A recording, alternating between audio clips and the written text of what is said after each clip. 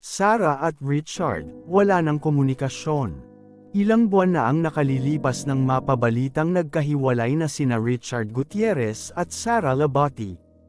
Ayon sa aktres ay hindi madali para sa dalawa nilang anak na sina Zion at Kai ang kanilang sitwasyon ngayon. It's not easy on any child, but I'm here for them and they're better. Well, of course it's not ideal for the children. Let's go back to the kids. But that's life and that'll be fine, makahulog ang pahayag ni Sara sa Frontline Pilipinas. Wala na umanong komunikasyon sa pagitan ng mag-asawa ngayon. Para kay Sara ay maayos naman ang kanilang tungkulin ni Richard bilang mga magulang sa dalawang anak. We're good at parenting and we are there for the kids.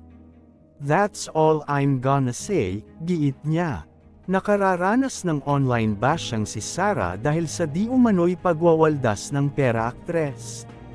Mayroong mga espekulasyon na posibleng may kinalaman sa salapi ang naging sanhi ng paghihiwalay nina Richard at Sara.